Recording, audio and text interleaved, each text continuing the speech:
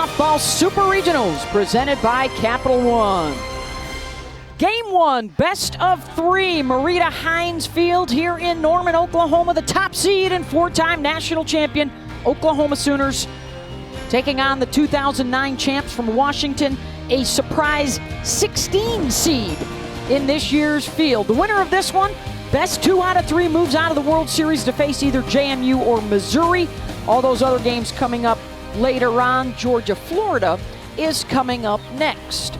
And we welcome you to Norman. I'm Beth Mowins along with our gold medal crew, Jessica Mendoza, Michelle Smith, Holly Rowe also going to be with us today. We begin with the top seed in the tournament, having an historic year, Jess, at the plate. This Oklahoma lineup, average, power, speed, you name it, they've got it. Beth, they are the best team offensively we have probably seen in college softball history. And you mentioned it, it's all the things. It's the home run, the long ball, the power from the left side, from the right side. They'll beat you with average, they'll beat you with speed, they'll hit it over the fence 142 times already this season. If you look at all the offensive categories, they have blown it out of the water. You look at the record watch for Division I history, that batting average I mentioned, 424, slugging percentage at 814, 142 home runs if you like those. And then the runs per game are almost at 12. And I'm even going to throw in some OPS, that slugging plus batting average, over 1,300 as a team. We've never seen anything like this before. They are unbelievable when it comes to swinging the bat. Crazy for those offensive numbers for Oklahoma. This game certainly has more of a Champ Series feel than a Super Regional, because Washington features Gabby Plain, the winningest pitcher in the country this year, Smitty, and a couple of other veterans that know how to beat Oklahoma in the postseason. Well, this is also a very complete team, and they can swing it as well, Jess. This is a program that has a lot of pride, and they do it with the defense, they do it with the bat. Morgan Flores has been outstanding for Washington.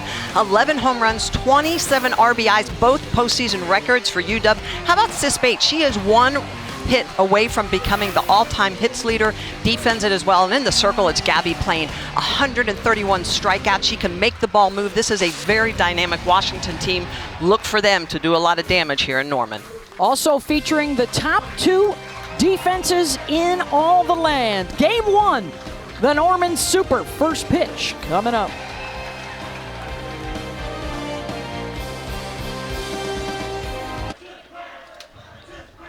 Checking out the Washington Huskies starting lineup, brought to you by Capital One, with Bates at the top and then Bailey Klingler in that 2 spot. 500 batting average at the regional, scored 4 runs.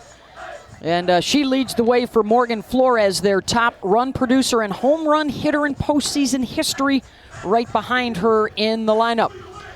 And they will face a bit of a surprise starter here for the Oklahoma Sooners. Michelle Smith, they are going with the freshman Nicole May today. Well, Nicole May will throw the ball in the upper 60s. She's got really good movement, but you're right, it is a little bit of a surprise. She is a freshman. She is very confident and has a great defense behind her. So what does Nicole May do?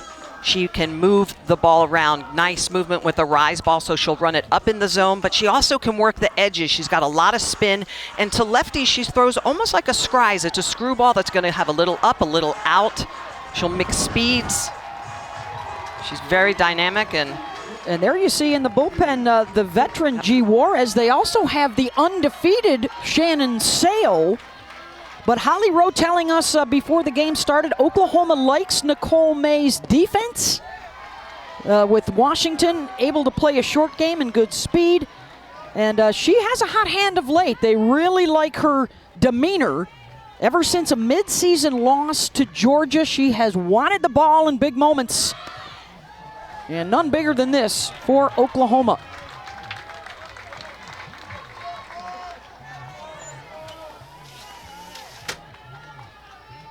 Bates is the 2-time All-American in that leadoff spot.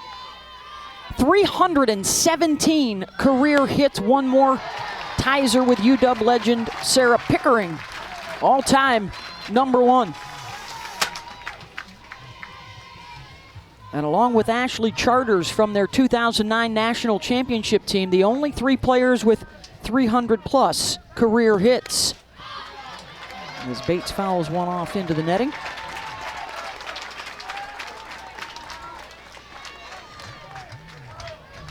grad student trying to extend her collegiate career.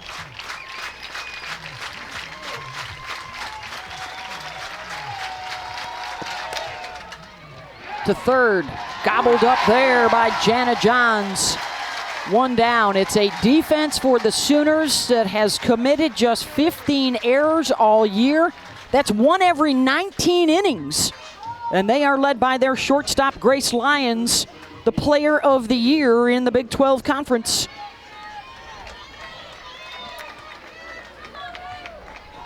One away for Bailey Klingler.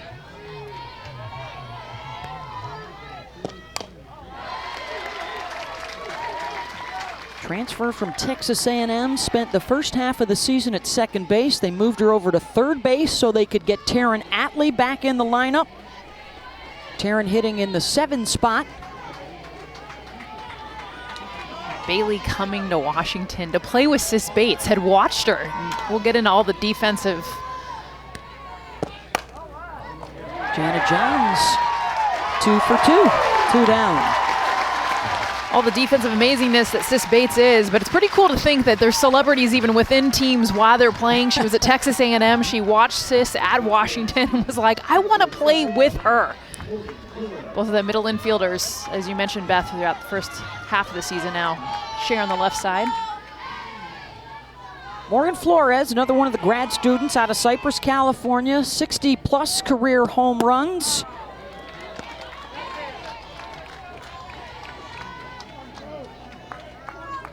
First team All Pac-12 selection, an All-American 2 years ago. The last full season, of course, no NCAA tournament due to the pandemic last year. This was a Washington team that made it to the semis. In fact, the last 3 tournaments, semis, Champ Series, and semis. I mean, they have been making deep runs under Heather Tarr, their former All-American player.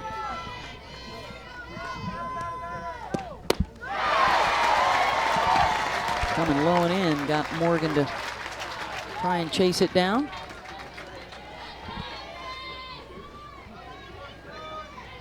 Just underway, game 1, best of 3.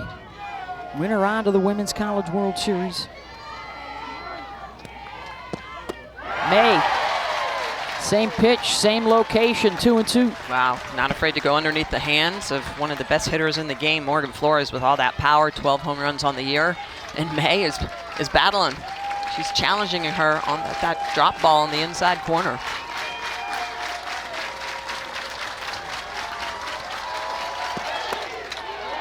Good hold there by Flores. You saw her swing and miss at the same pitch before that. You get 2 strikes and it starts to get in your head. Don't swing at it, don't swing at it. But this is the maturity. Watch her. Oh, you want to bite. Her lower half does, but she holds her hands back. Full count. Got her with the off speed. And a good start for Nicole May. And the most potent lineup in the nation. Picking up the bats when we come back. Capital One starting lineup for the Oklahoma Sooners with Tiare Jennings and Jada Coleman, the 2 youngsters sandwiching Jocelyn Alo. 28 home runs this year, enjoying one of the best seasons for a hitter in the history of the game.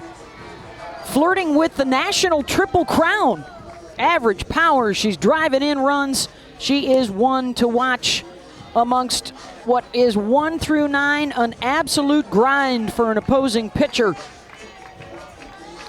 And nobody better up to the task than Gabby Plain, the Australian Olympian, leading the country with 32 wins on the year. Well, and those 331 strikeouts are second most in Division I. She has outstanding movement in the lower half of the zone, and that allows her to keep the ball in the yard. But she'll also throw a curveball that she'll run away from righties. She can go up in the zone. She tunnels all of her pitches so they look the same coming out of the hand, and that's why she's so deceptive. She'll also mix speed, so look for her to have to move the ball around. Again, 10 home runs given up for Gabby Plain, which is not a lot. 2 last weekend, back-to-back.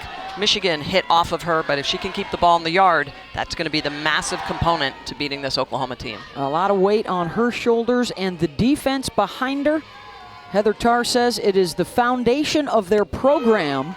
The second best fielding percentage in the nation this year behind Oklahoma, just 23 errors, led by their shortstop, Sis Bates, the three-time Pac-12 Defensive Player of the Year.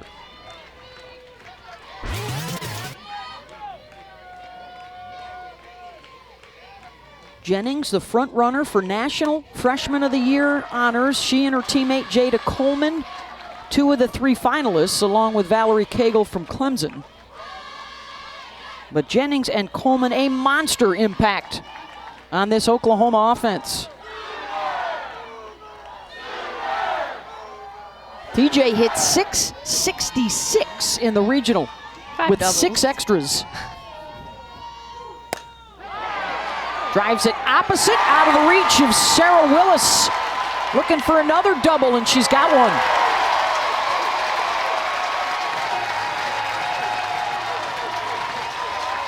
Right out of the gate. I mean, we were talking about her numbers last week at regionals, and Gabby Plain, it's not a bad pitch. Look at the location. This is off the plate, actually not even a strike. Tiare Jennings just takes the barrel to this. Because of that, gets to the right of Sarah Willis, an easy double to lead off for the Sooners. Now the challenge right away with an offense that averages nearly 12 runs per game. They hit 12 home runs in their 3 games at the regionals here last weekend. And here is the nation's leader. The biggest thing, Smitty, I feel like with some of Gabby's pitches, I mean, she'll throw that drop ball, but that last curve that she got away was up in the air. Tiare Jennings put a 60% swing on that, but when it's up, you can drive it. Alo launches, got out in front. A long way foul. Out into the home run village. Well, and just to your point, you can't miss with this Oklahoma team. You cannot miss off the plate and elevated. Look at that. That's another 500 or so folks watching on a big screen. Just wanted to be a part of the atmosphere here today with a packed house in the postseason.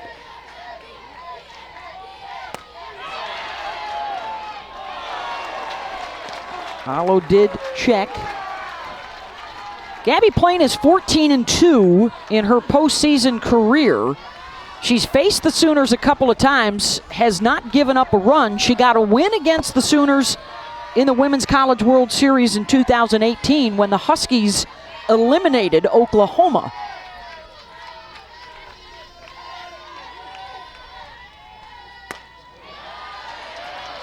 That was a year after Oklahoma won the national championship and beat Washington in the 2017 World Series, and Sid Romero homered off of Taryn Alvello in that game.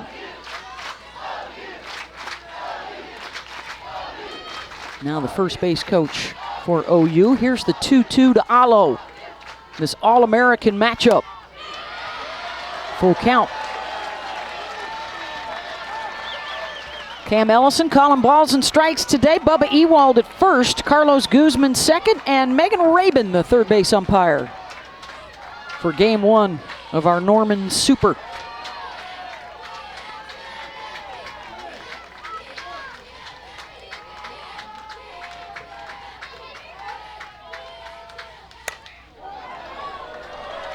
Rips one foul.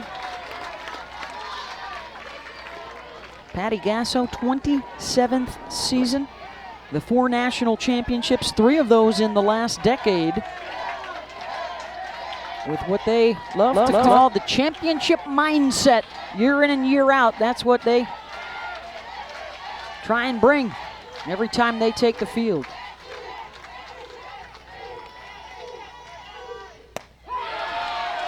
Called strike 3 on the outside corner. 1 down. And how about Gabby Plain going right underneath the hands of Alo? A couple of really hard foul balls down the left field line, and then paints this pitch a drop ball on the outside corner. Look at the over-the-top rotation. Flores sticks it. Alo watches it. First strikeout looking of the game. And she took 2 before that, Smitty, that were close, clearly not wanting anything to do with low and away. Jada Coleman swinging away at the first pitch, loops that foul. She had been in the 4 spot in the order. They bumped her up because they want Kinzie Hansen right behind her. Kinsey's been on a home run explosion the last couple of weeks after she was snubbed for all Big 12 honors. She decided to show everybody what they were missing out on. And so they'd like Coleman to be on base. And nobody better than Jada in the country. She has reached every single game this year, all 50 of them for the Sooners. And we'll reiterate, she's a freshman. That's a pretty good little move from high school to college ball. Yeah. Smooth transition.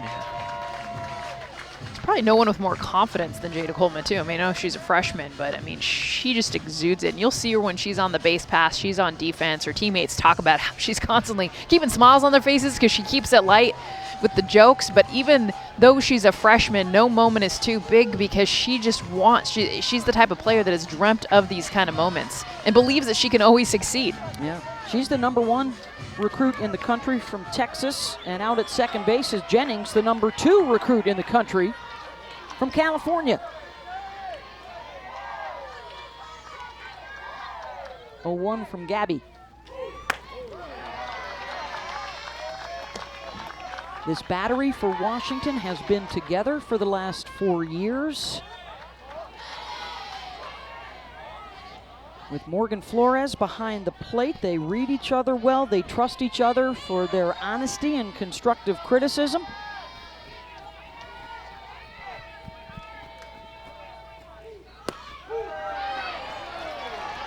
Surprised Coleman showing a little sneaky bunt there late. Sometimes you're doing that to read the defense, but with 1 strike and 1 out, you're the #3 hitter. You want her swinging away.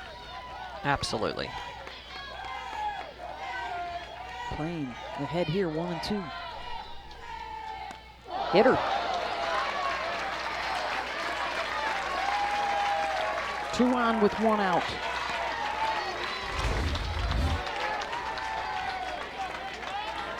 It looks like a curveball that just comes up, comes in, gets Coleman on the hand. As well as they hit it, they don't really need help, which they're good at getting.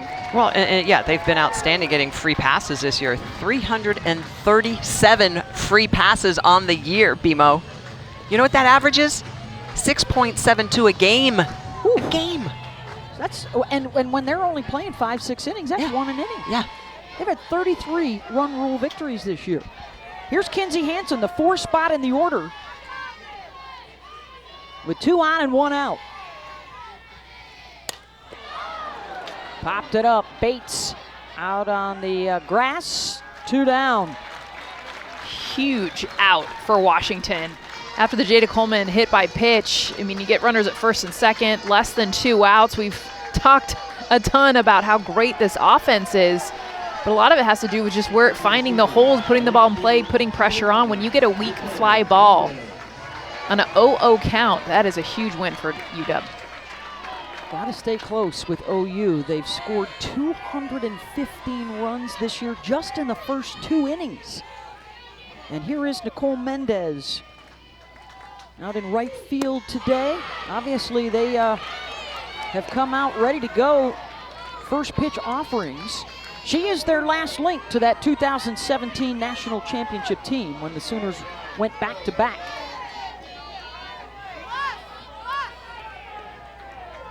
Was the Big 12 Freshman of the Year and on the All-World Series team as a rookie.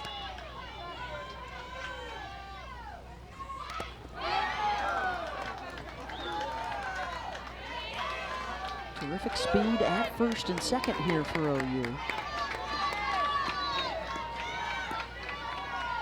Nicole hit 400 at the regional, hit a couple of home runs. In fact, had a Oklahoma postseason record, 7 runs batted in their win against Morgan State.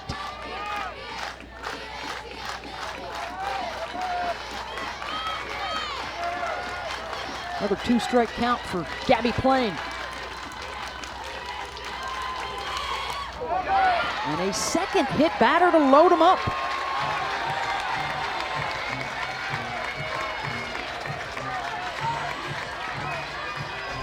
A double and 2 hit batters, and that'll bring up Grace Lyons. And this is just a changeup that gets away from her. Not typical of Gabby playing. It looks like just 10 hit batters coming into this game, 2 in this inning.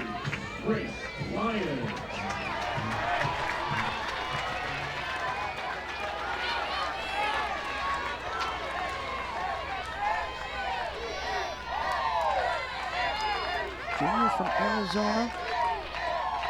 3-year starter at short. And another hit batter, and that'll bring in a run, and that will get Heather Tarr out of the dugout wondering if the batters aren't leaning in. Boy, she is laying into Cam Ellison. We'll get another look at this hit by batter, but the first 2 hit by batters were definitely not leaning in at all. Jada Coleman, in fact, tried to back away, and it hit her a changeup to Mendez that was clearly at her thighs. Well, and remember, in between innings, Coach Tarr came out and really took a look at the batter's boxes that look too close to home plate. This is a rise ball that gets up and in, and she gets hit on the hand, Lyons does, but look at the chalk. Wow. Okay, normally the river should be 6 inches, and you can see specifically on the left-handed batter's box, it is far too close, and she questioned that. Before innings, she came in and she put her hand down and questioned the distance between the chalk line and home plate, and you can see it's clearly too short, which means the hitters are going to be closer to the plate. Wow.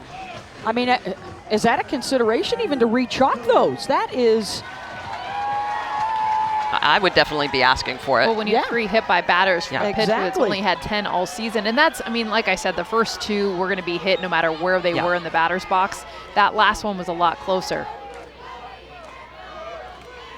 So a run in for Oklahoma. Bases are still loaded with 2 outs for Taylon Snow. The first baseman batting in the 7th spot in the lineup. Started out her career at Auburn. And now her 2nd season with Oklahoma.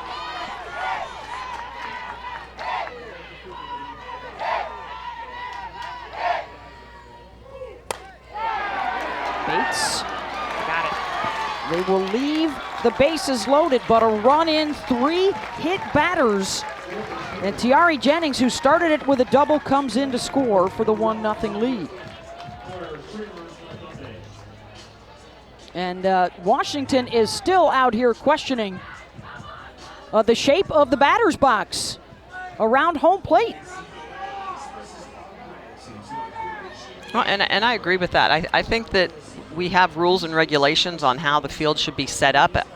Jess, I 100% agree. The couple of those hit batters, they would have been hit no matter what. But it's still the perception. What you look at as from a pitcher standpoint, a catcher standpoint, it looks different when the hitters are closer to the plate, if the chalk lines are off, if the chalk lines are crooked.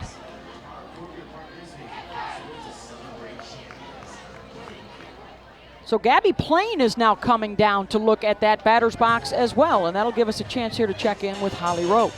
Well, this start to this ball game already adds a little more fuel to the Washington Huskies' fire. They were very upset on Selection Sunday when their names were not called until the 16 seed, meaning they had to go on the road for this super regional.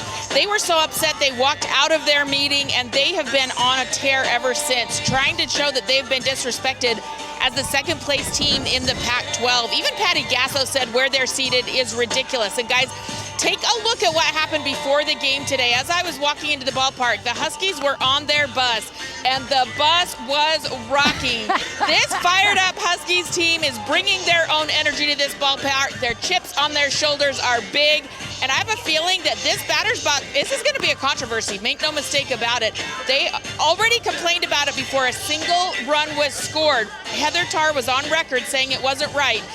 More fuel to this fire that's already pretty hot. Well, Holly, you absolutely have to chalk this up to potentially some gamesmanship from the home team here. And the fact that they have complained about it, there hasn't been anybody out to measure it or make sure that it's okay.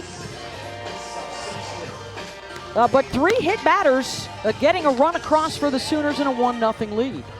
I'm actually surprised the umpires haven't asked for it to be measured. I mean, typically if a pitcher asks or a coach asks, they will verify that the field is correct. Well, at some point, you got to get back in the dugout and just tell Gabby, you got to focus on home plate. You got to focus on what your catcher, and this is part of the adversity that you know that you're going to face. You don't know that it's going to be batter's box lines, but if they're not going to change it, you've got to be able to adjust.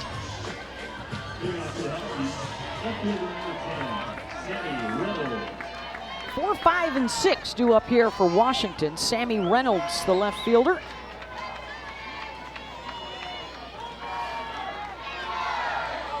Facing Nicole May, back out there to work. A couple of ground outs and a strikeout in the top half of the first for the Sooner freshman.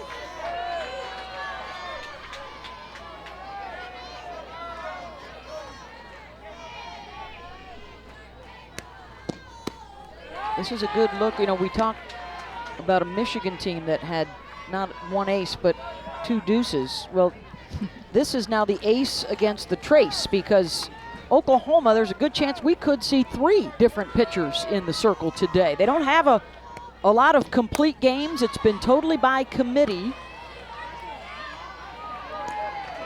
with the emergence of May to go along with Shannon Sale and G. Juarez.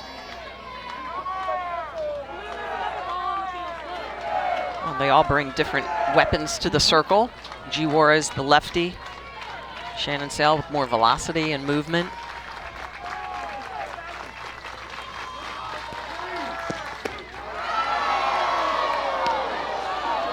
Missed away. Both of them are up right now. Shannon Sale 16-0 on the season. Senior from Land O'Lakes, Florida, and Juarez is the 2-time All-American from Arizona. Has been to the World Series with 2 different clubs, ASU and Oklahoma. But the feeling for Patty Gasso and pitching coach Jen Rocha today was with May. Well, May was very confident in the pregame or the pre-tournament presser. She has a lot of swagger on the mound. And she also talked about the fact that, hey, there's 9 of us. She talked about her defense and how good they are behind her. There's 9 of us and 1 of you in the box, so she's like, why shouldn't I be confident? Not to mention an offense that puts a lot of runs up on the board. Well, their big Oklahoma State series, she had a win and a save. She was also the winning pitcher on in relief in the region final last weekend. This is her first start in over a month. Reynolds launches one deep, straightaway center, back goes Coleman, and it's gone! And the Huskies channel that anger and send it out of the yard, 1 apiece.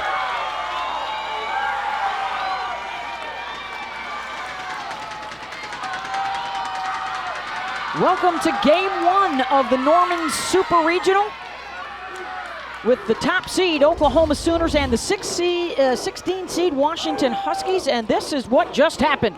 Sammy Reynolds, who was 2 for 21 in her last 9 games, with the solo shot. They've been pitching Sammy Reynolds all outside, everything almost just the outside part of the plate to the other batter's box, and May misses on a full count, middle. A game that's already had some back and forth. Oklahoma getting on the board with a hit by pitch. Some complaints coming from the Huskies dugout about the batter's box being too close to home. We're early in this game, but you can feel the intensity. No doubt that it's already tied up 1-1.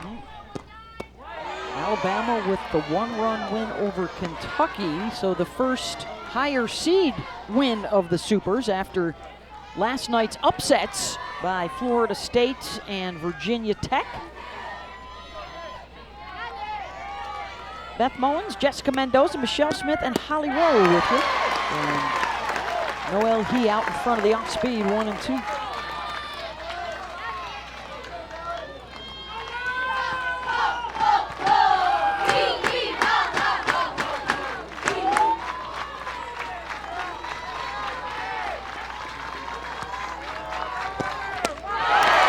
Her second strikeout for May, 1 down. A nice recovery by the freshman. Gives up a solo shot and then comes back with a big strikeout on back-to-back changeups. So she uses the changeup as the setup and then comes back with it again on the outside corner. Really good backward rotation and paints that outside with the changeup for a second strikeout of the game. I'll bring up Kelly Lynch, playing first base. Sophomore from Newnan, Georgia, former high school National Player of the Year. Drove in 3 runs against Michigan Sunday in the region final. They had to beat the Wolverines twice to advance, coming out of the losers bracket in Seattle.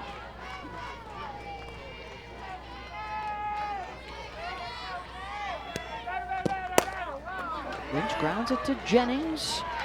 2 down. I think the real surprise of Selection Sunday was the fact that they were the 16 seed. I think a lot of the experts had them pegged in the top 8, maybe as high as a 4 seed after they finished in second place in the Pac-12.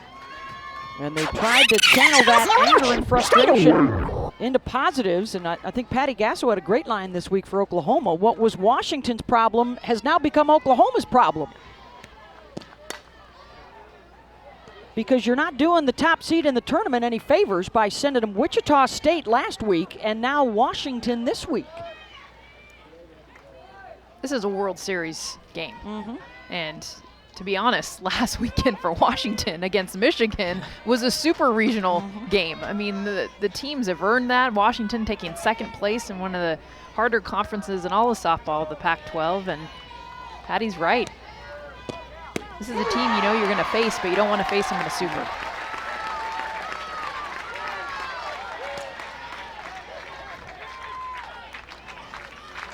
Taryn Atlee, a question about where exactly that pitch was located. She's down 0-2, the senior from Sacramento.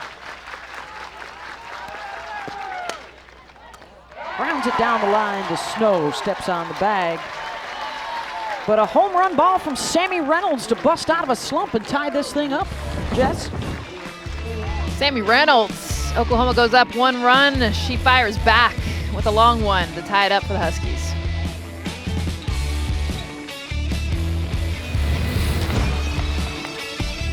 Regionals is presented by Capital One. What's in your wallet? And in part by Pizza Hut. Order today at pizzahut.com.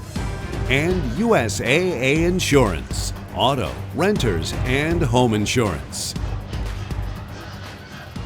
An electric atmosphere, sold out crowd.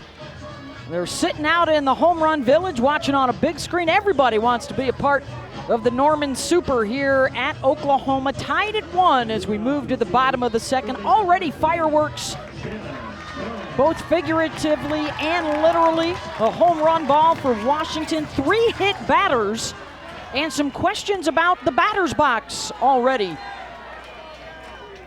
And we're only in the second inning. Beth Bowens, Jessica Mendoza, Michelle Smith, Holly Rowe with you.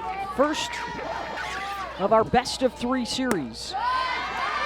8, 9, and 1 coming up for Oklahoma. This is Jana Johns, the transfer from South Carolina out of Calhoun, Georgia.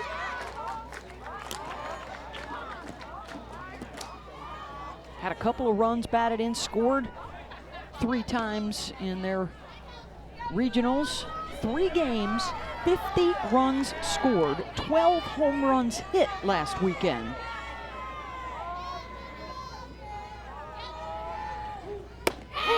In a regional final where they beat Wichita State 24-7, they had an 8-run inning and a 10-run inning. In a microcosm of their season, it's been one of the best hitting displays in the history of the game as they make an assault on all the record books.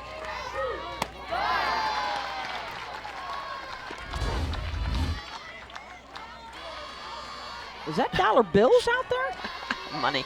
She's money. It's for the batter's box. Uh-oh. Sorry, the grounds crew. Leave some money.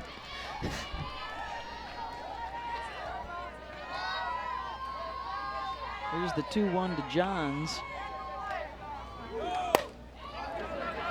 Bates backs up a step, swings it over to first. One down. We've got more on the batter's box, I think, right here with Holly.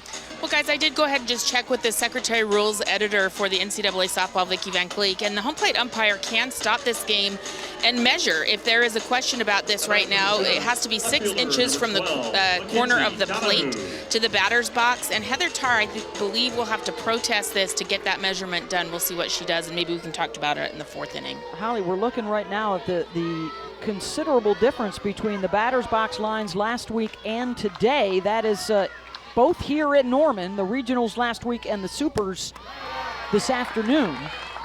And, you know, as you can see, it's quite obvious that the lines of the inside of the box are closer to home plate today. Especially look at that right side for the left-handed batter's box.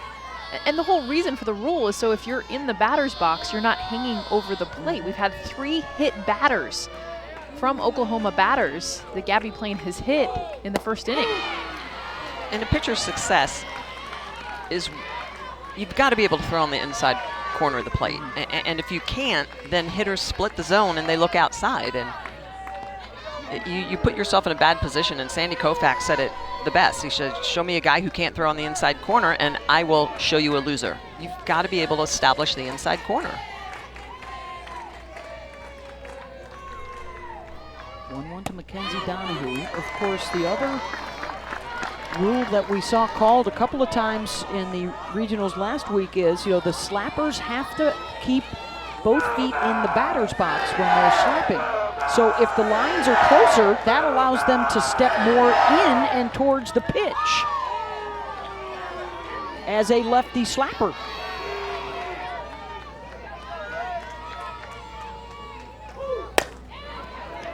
Snagged at third by Klingler. 2 down.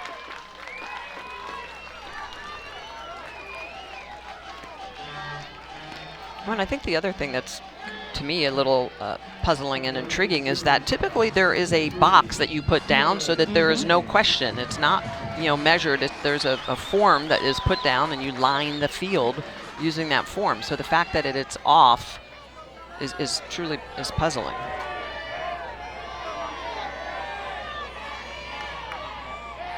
Back to the top.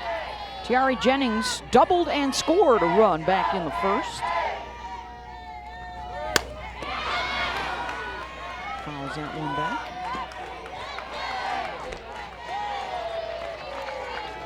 Has extended her hitting streak now to 8 straight games. 14 runs batted in, 13 runs scored over that stretch. Just a freshman. Number 1 in runs batted in nationally, number 2 in batting average and home runs. A remarkable start to her career.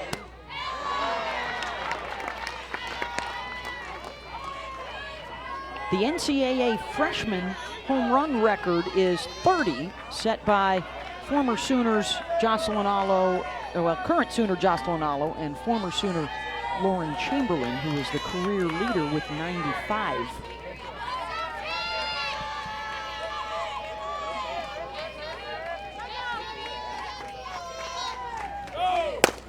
Right back to Plain. 3 up and 3 down. Even at 1 apiece through 2.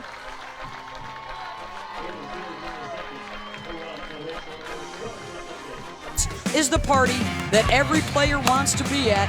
It's going to be passionate softball for sure. Back to crown a national champion for the first time since 2019. They get to chase history here.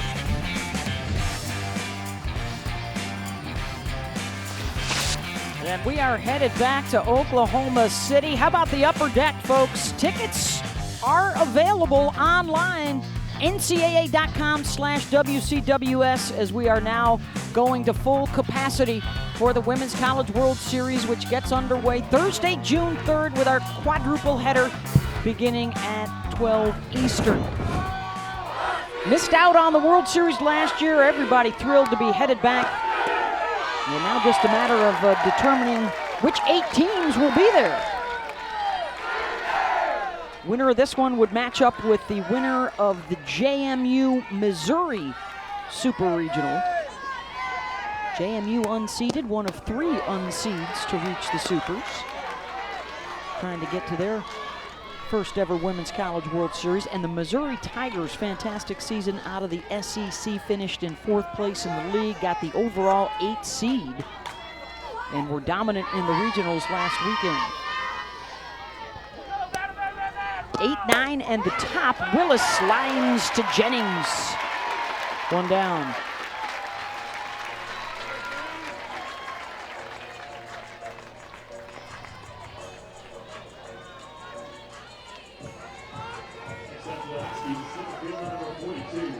Jalen Alchin is the sophomore out of Huntington Beach, a top 5 recruit, arriving in Seattle a couple of years ago. Missed several weeks due to injuries earlier this season. Has bounced back strong. She hit a home run against Michigan on Sunday. And pulls that one through the right side and beats out the throw back in. And on the overthrow, Alchin will head for second. And the rare miscue by the top defense in the country.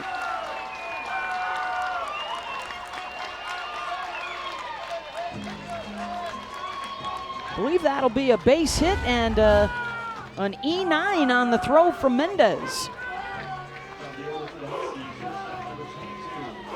Well, there's no reason to make that throw. Alchin was 5 feet beyond the bag. Plus she was playing that do or die, like she was throwing out a runner at home. Well, now you've got a runner in scoring position for Sis Bates in the top of the order. Grounded to third back in the first.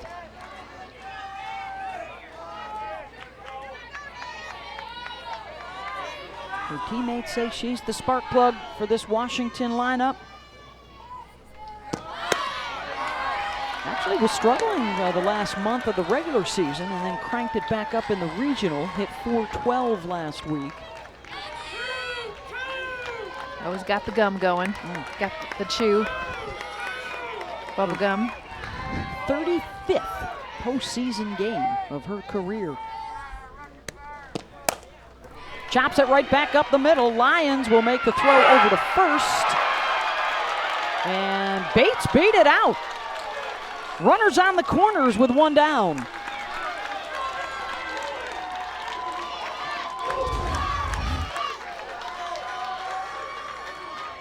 Part of the reason that Sis Bates is so good at shortstop is because she is quick. She can get down the line. Grace Lyons gonna grab that ball near second base. Long throw, but good call. Sis Bates absolutely beats that out. Very good call.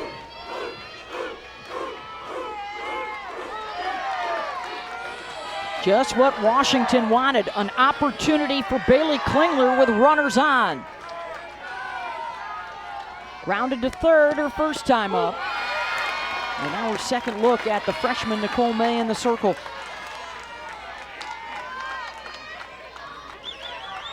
A 6-game hitting streak. In fact, over her last 18 games, batting over 500.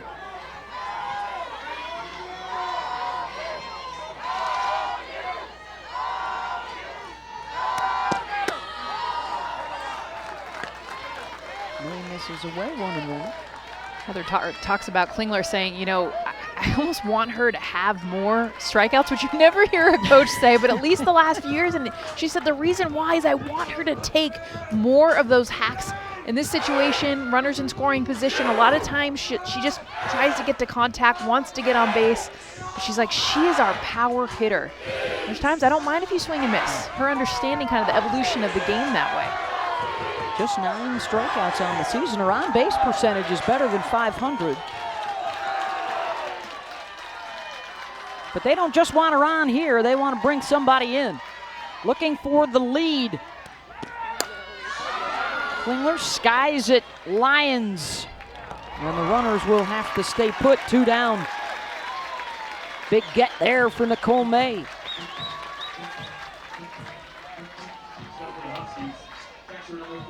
The freshman Nicole May doing a good job in a tough situation to get out one of the biggest hitters. So work low in the zone, go outside for a ball, and then induce this pop-up on a pitch that Klingler really could have driven and got underneath it. Morgan Flores. In her 6th year with the Huskies. playing in her 30th postseason career game. A .349 hitter with school records for the NCAA tournament. 11 taters, 27 RBI. Flores will drive Coleman back to the track at the base of the wall, makes the catch. Couple hits and a couple of stranded as May works out of the jam, even at 1 apiece in Norman.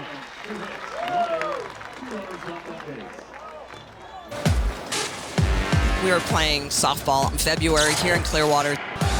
The amount of great matchups that we have and great teams here, unparalleled. We have some of the best talent in the country. The best ticket, the hardest ticket to get in town. If you are a softball fan, this is a place that you want to be.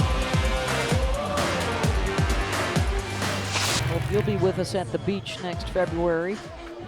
We have in our featured event today 2 of the 3 finalists for National Player of the Year honors, and Gabby Plain and Jocelyn Allo.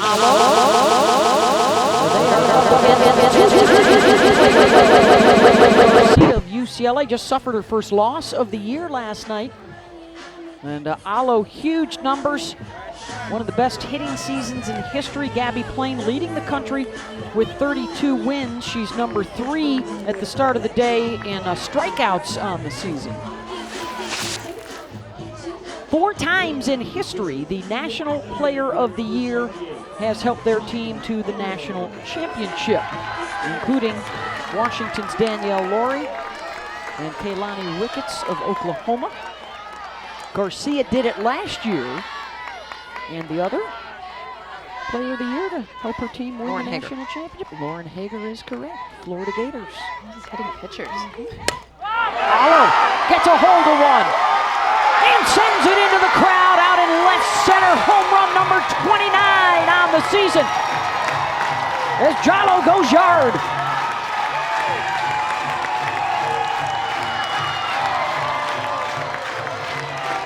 An absolute laser to left center.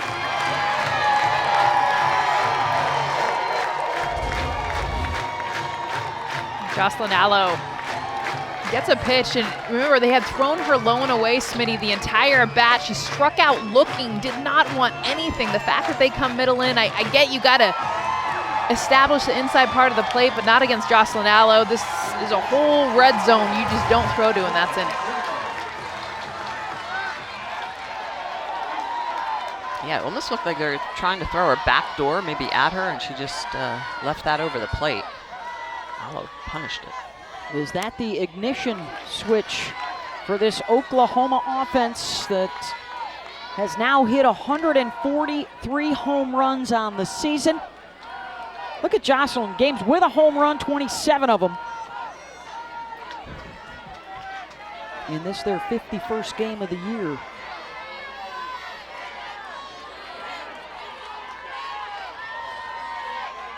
Second in Oklahoma history behind the NCAA career leader, Lauren Chamberlain. Take a look at that location. I mean, you talk about cookie zone.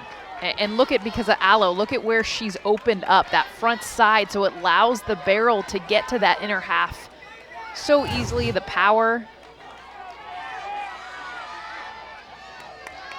has given the Sooners the lead here in the bottom of the 3rd.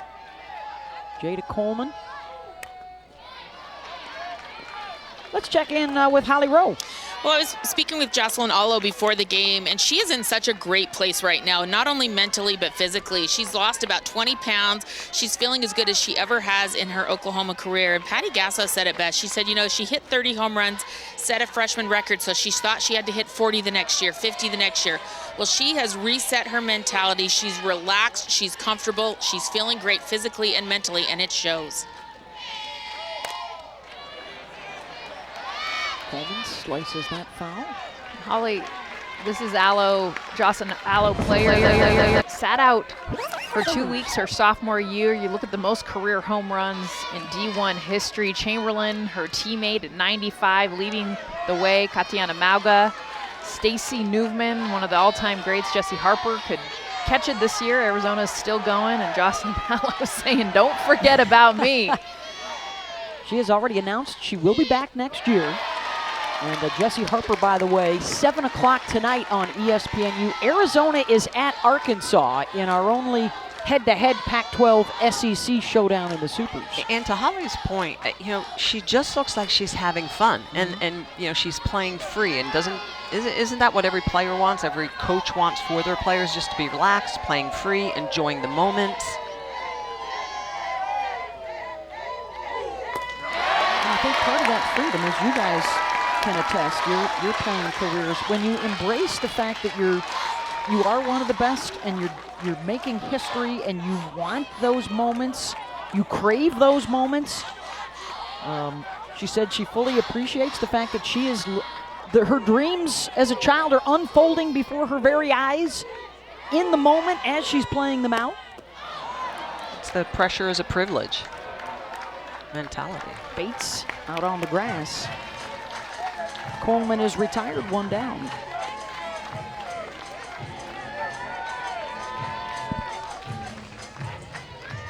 He has a great feature on Jocelyn Allo that came out today on ESPN.com. Check it out, because a lot of times you see these stories, you talk about how much fun she's having, but you don't really understand the road, the path to get there, the failure. I alluded to it earlier. She was kept away from softball in the middle of season. Her sophomore year, Patty Gasso said, "You are miserable. You had a great freshman year. You're struggling with the numbers. You're going to stay away from the team, stay away from softball, stay away from Twitter." She took away her TV. She took away her social media and said, "I want you to just live. I want you to breathe." And the article really dives into that failure that she had to face head on and get back to why she plays the game of softball she has. And to your point, Smitty, she's loving it, and she understands now why she played it in the first place. A terrific job by Patty and the Sooner coaching staff to recognize that, to find the remedy. Well, because another part of that component is typically if you're not happy and you're miserable, that can spread through a team, and that's the last thing that you want. You want that dugout, you want that energy to move throughout. You don't want that heaviness. And a lot of times, we do forget these are 18 and 19-year-olds, and when they're freshmen and sophomores, and the pressure can be a lot. It can be heavy on the shoulders. Kinsey Hansen in the box. Going in for a strike, 2-1. Kinsey popped short in the first. The Big 12 tournament MVP with 5 home runs. Followed that up in the regionals, batting .600 last week.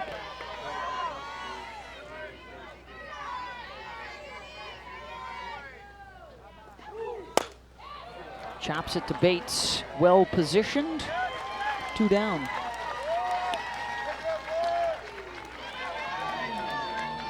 I think it is something, though, to be conscious of. I mean, Patty Gasso even removes statistics from the website, because now, and not that you can hide from it, we're all talking about it, it's on social, but you get caught up in the numbers, you do. And when you have some of these freshman campaigns, we're seeing it with Tiara Jennings, Jada Coleman, I mean, you're a superstar. I mean, you walk around here in Norman and they are just fans, and they know your numbers, they know your stats, but a lot of your identity is defined by that.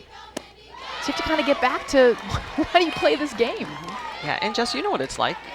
Pitchers couldn't wait to try to strike you out. Hitters couldn't wait to get a hit off me. I mean, and so that's how it is for a lot of these Sooners, is that they, opposing pitchers, they celebrate like they've won a national championship if they strike them out or if they get them out, and the pressure can be undaunting at times. So not worrying about the numbers and just playing free is where you have to be. It is an incredible fan base. They've been packing Marita Hines Field for years. They are excited. They have some plans in place for a new facility because they can attract even larger crowds. The Oklahoma Sooner softball nation is hot right now. The 3 national championships in the last decade. The #1 seed again this year, the 3rd time in their history.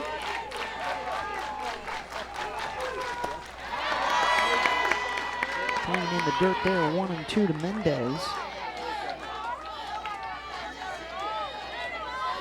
We got Patty Gasso coming up, by the way, after the break. She'll chat with Holly Rowe. And Patty, we trust. There you go.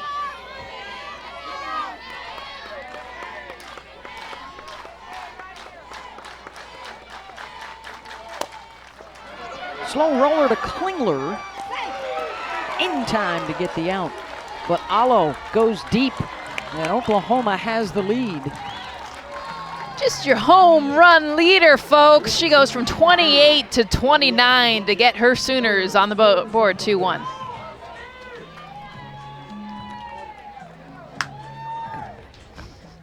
They're on the board. On the board. Super Regionals presented by Capital One. We are here with Patty Gasso from Oklahoma. And Coach, you went with the freshman Nicole May getting her first postseason start today. What made you decide to put her in the circle today? Throwing some quality pitches, handling herself really well right now.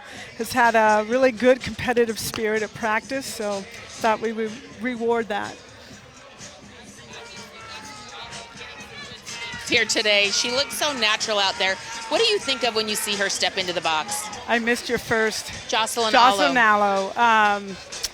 A veteran, an absolute lover of breaking down hitting, knows what she wants, how she wants it, when she wants it. So, I don't know, she's the best I've seen. I love Lauren Chamberlain. They're very, very neck and neck, but Jocelyn's very focused this weekend. Thank you so much, Thank Coach. you. What an honor to coach both of them, right? Lauren Chamberlain and Jocelyn. Most coaches would love to have one of them, one every 10 years. She's had two of them within 4 years. Well, and she's got more coming. I mean, that's what's crazy. Yeah. About a lot of these teams now. I mean, to see so many freshmen succeed early and come in, all these accolades out of high school, usually it's a little humble pie when you get to the big leagues and D1 softball, but they're ready a lot more now. Sammy Reynolds to lead things off here in the top of the fourth. Reynolds, the solo home run to lead off the second inning for UW today.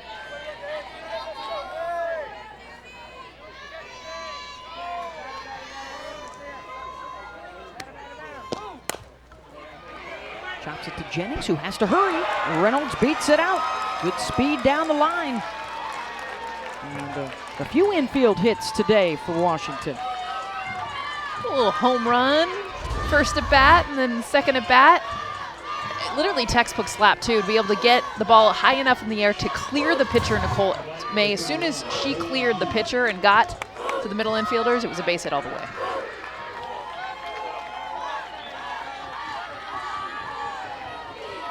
Well, he struck out on a change in the second.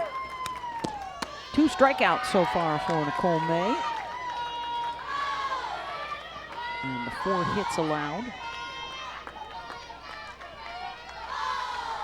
He out of Orange, California, the senior, had a home run in the regionals last week.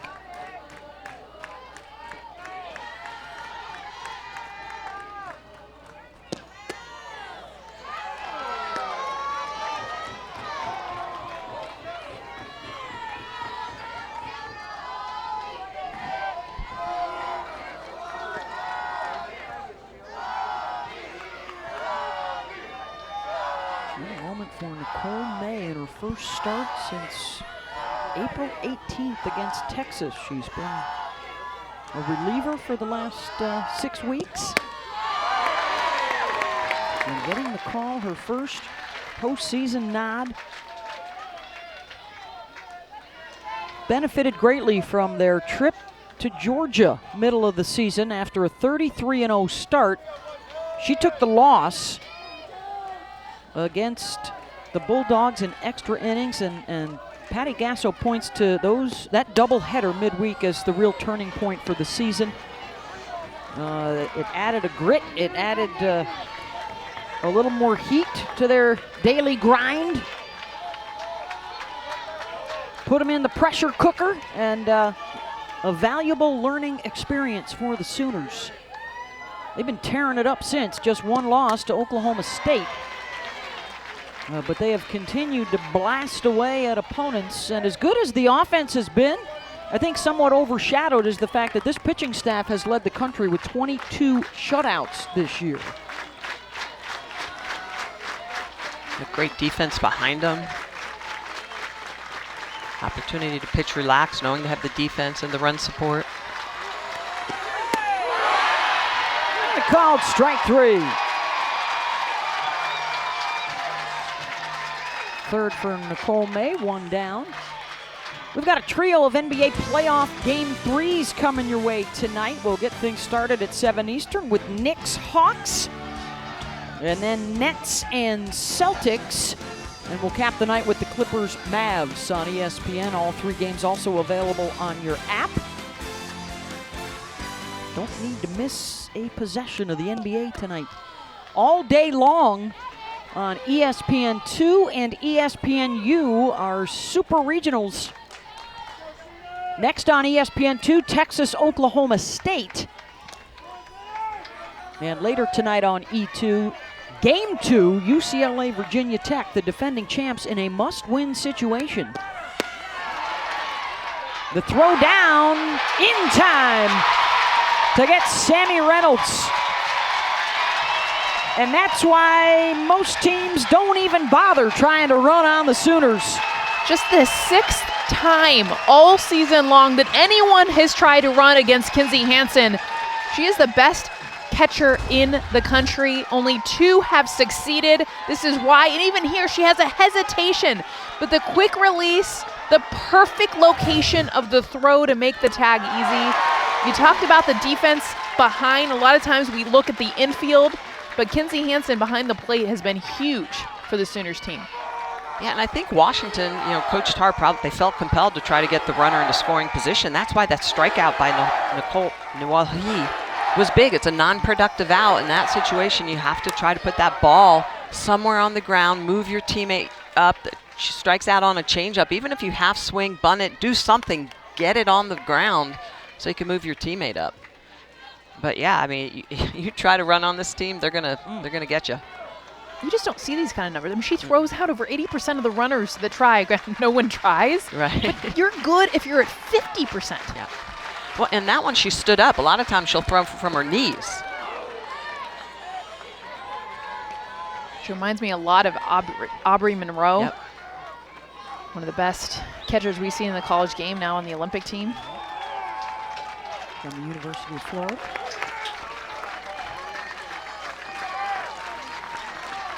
2-2 to Kelly Lynch. Righties do not have a hit yet for Washington off of May. They've all come from the other side.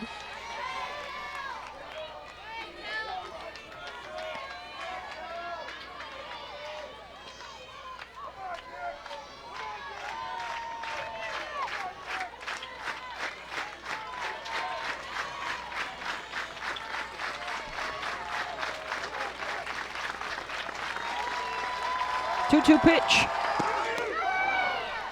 Got away from her, full count.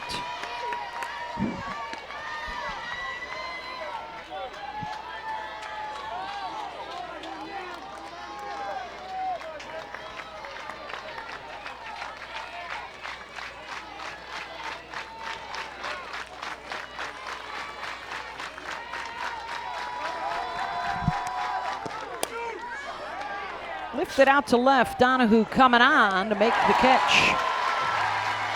Side retired, the single erased by Kinzie Hansen on the throwdown. We'll hear from Washington head coach Heather Tarr on the other side. Welcome back to NCAA Super Regionals presented by Capital One. Here with Washington coach Heather Tarr. And coach, we heard you talking to the home plate umpire about the batter's box. What is the situation right now in your mind? Well, it was just before the game. I just noticed the batter's box was drawn pretty close to home plate, so I asked to have it re-looked at, and he's like, he looked at it, but I just think it's too close. But it's kind of gone now, so maybe it doesn't matter. I was going to say, can you insist on a measurement? I can measure it. That's 6 inches, so it's not 6 inches, but that's beside the point. We got to compete and play the game, and we're doing that. It's a great ball game. Okay. Gabby playing in the circle, this is a big-time home run hitting team. How composed has she been and really keeping everything good and low in the park? Yeah, I mean, she's obviously a seasoned veteran and, getting to go up against a great lineup. And she's doing a good job staying in it and giving us a chance to score runs. Do you think where the batter's box had an impact on her hitting those pitchers at all? I don't know. It just was a thing, and it kind of all felt. All right. Thanks, Heather. Well, Gabby playing the 3 innings of work, a couple of hits, the home run to Alo. And then the 3-hit batters led to a run in the first inning. It's a showdown here between a pitcher who, in her against top 5 opponents in her career, has not allowed a team more than 4 runs. And that's on the Gabby Plain resume. 4 runs is the fewest scored in a game this year by Oklahoma. They average close to 12 a night. And right now it is leaning Washington's way, a tight one. And on cue, the Sooner bats respond, and the long single for Grace Lyons. She'll head back to the bag at first. And the leadoff on board here in the bottom of the 4th.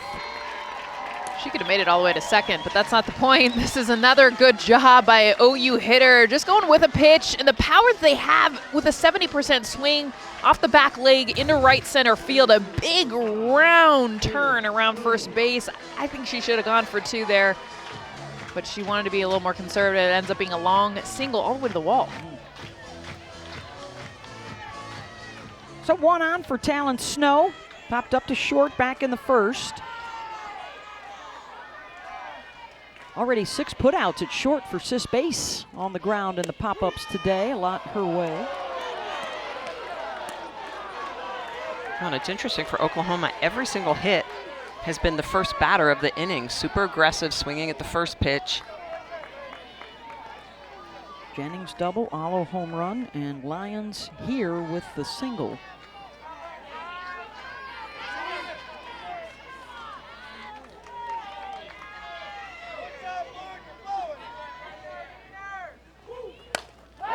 Snow, base hit, out to left. 2 on with nobody out. And an OU threat in the 4th as we check in with Chris Budden in the studio.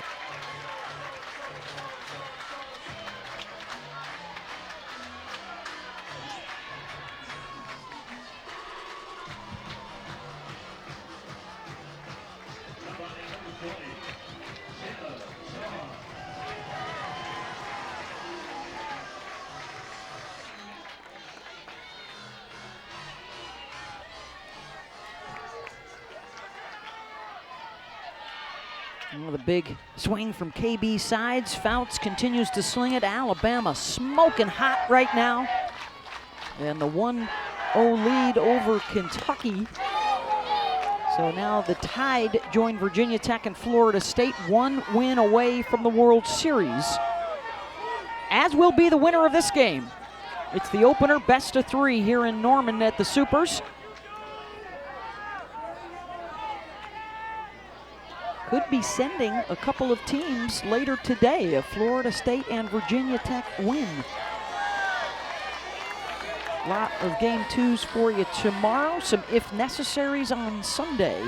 World Series opens next Thursday.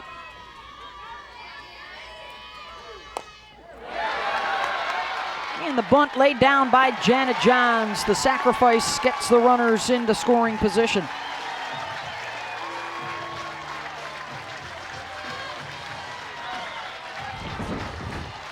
There is the opposite side of the bracket. Alabama, LSU, and Virginia Tech all winners. A couple of upsets for the Noles and the Hokies. Arizona and Arkansas getting underway tonight on ESPNU, and we are thrilled to be a part of an historic broadcast here tomorrow. Our game 2, the first ever college softball game on ABC. Coming your way at 3 Eastern tomorrow.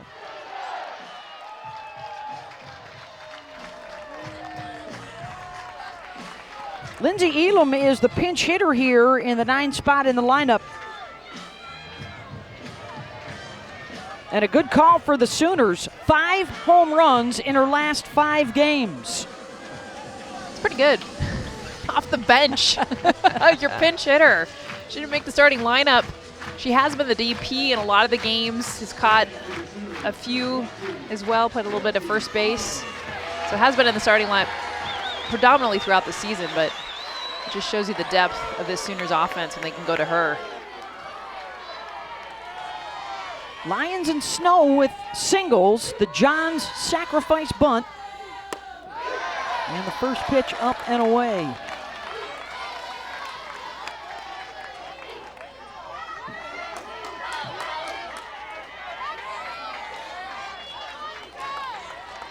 Gabby playing the All-American, trying to work out of the jam.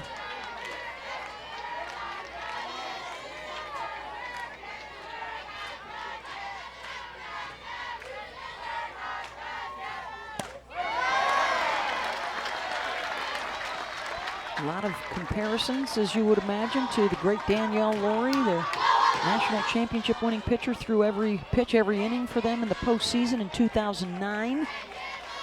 Heather Tarr says Gabby's got a similar mentality, seems to get better the more she throws and makes the adjustments each time through the lineup and gets a swing and a miss there. 2-0, 2-0. The mentality, and I get it, you're off the bench, you got adrenaline, you want to make something happen with one swing right here, but on a 2-0, you want to see something over the white part of the plate. You're ready for the pitcher to come back over. That was a ball up and away. She's helping her out. And the good news for Washington is that Elam is 0 for 5 as a pinch hitter.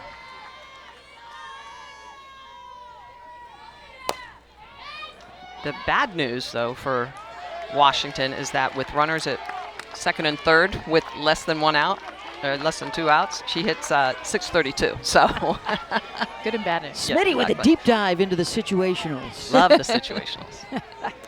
But to your point, Jess, she's coming off the bench, right? And so sometimes what do? You're excited to hit. You expand your own strike zone. You play into the pitcher's hand. It's hard to come off the bench and walk. Absolutely. You want to make something happen. You want to swing the bat.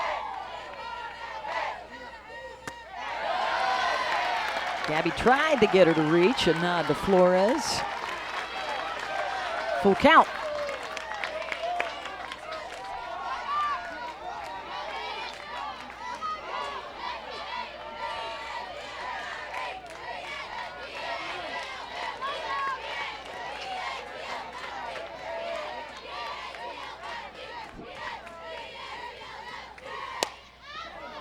To the right side, Atlee going back, makes the catch on the grass, the basket, and the quick turn to get the ball back into the infield. 2 down. This would have just been a routine fly ball, but she was pulled way in, and I thought this ball was going to drop. Atlee does an outfield type move. You got to drop step and go back. She does this perfectly over the head. She makes that look easy, guys. That is such a hard catch because you lose the ball as it comes over your head. Huge second out for the Huskies. So now top of the order, Tiari Jennings. Doubled and scored in the first and grounded right back to Plain in the second. Sooners do not have a hit yet with a runner in scoring position. They're 0 for 4. Normally, you'd walk a batter like this. Tiari Jennings, you saw leading the country in RBIs, her batting average, but who's on deck? Just the home run hitting Jocelyn Allo. Another first pitch swing for the Sooners. Patty Gasso raves about their communication from batter to batter. They actually have a sign-in sheet in the dugout. They will put down notes from their at-bats so that everybody else coming up behind them can follow along. Of course, her son, JT Gasso, works a lot with the hitters.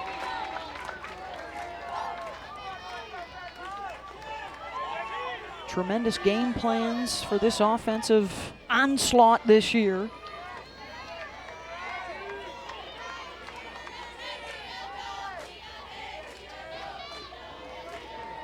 One to Jennings.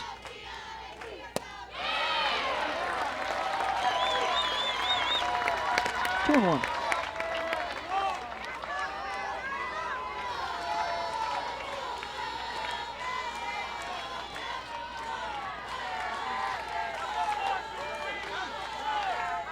Lions at third, Snow at second. trying to pad the lead here in the bottom of the fourth.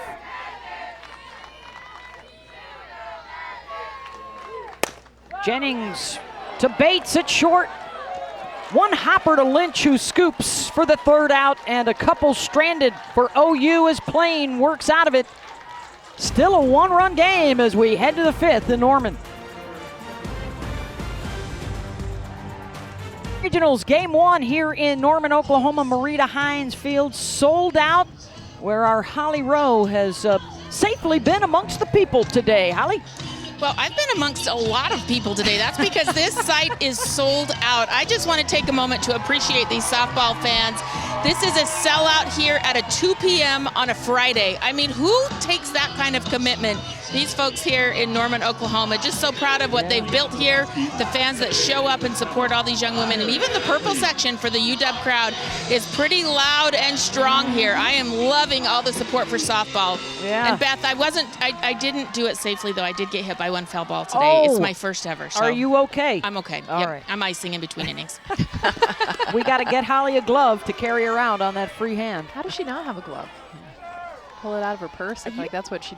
She'll have her own glove, right? Her own design. I mean, the Holly Rowe original. For all reporters that are on would it be field. pink? What color would it be? Could have a microphone built right in. Maybe bedazzled, that's for sure. Bedazzled for sure. It would have Horo bedazzled in it.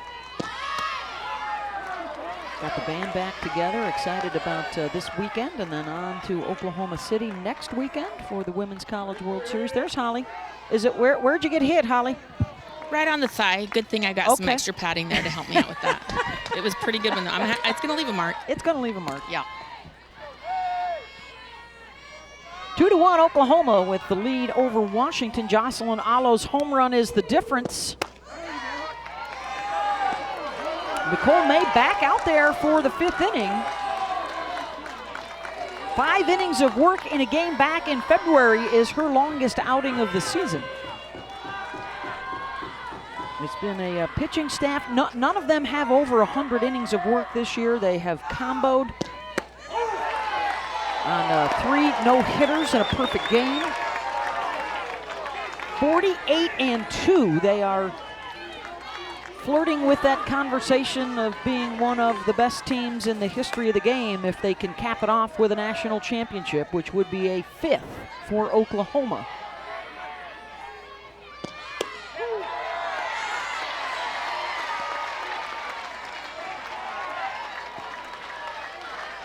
Atlee, they go lefty, righty, lefty here at the bottom of the lineup. Strike before this called at the top of the zone. This one low and away. Ugh. Tell you what, it'd be tough to bunt, which is what she was trying to do right there. I don't know if she can reach that one.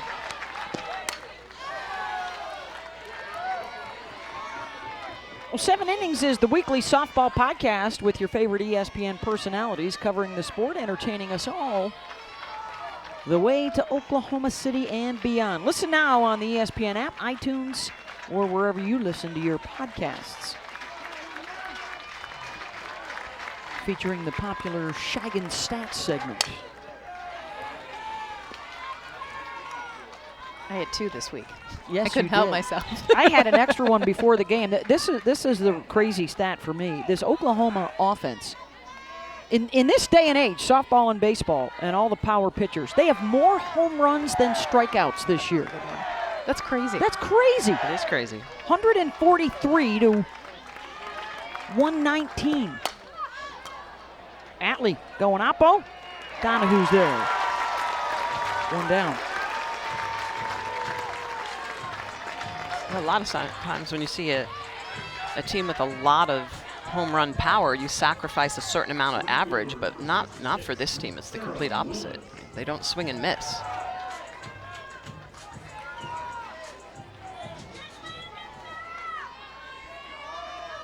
They've had a few close calls this year, but not many.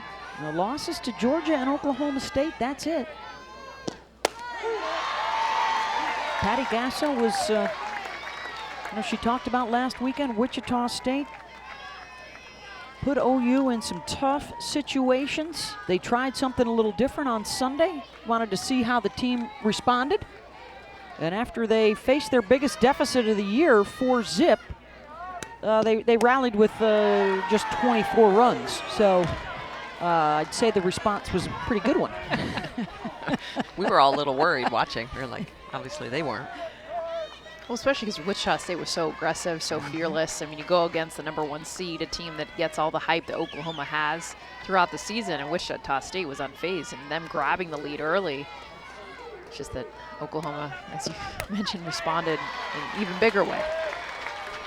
Which is, I think, you know, Nicole May, for example, you know, her having to understand that. She was a perfectionist coming in as a freshman, as so many pitchers are, and didn't understand, okay, if I give up a home run, like, that's the worst thing in the world, and I can't do anything wrong. I can't walk a batter. I can't give up runs.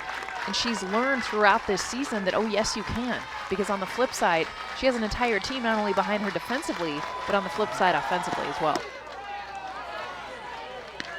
And she mentioned how when she came in the fall, she was little cocky, and she got put in her place because all fall, obviously not playing against anyone with the COVID environment. They did a lot of scrimmaging, and when you have to scrimmage against this offensive team, she learned very quickly. Ooh, she said it was very humbling, and she's worked her way back to understand where she's at and is now very confident in that circle.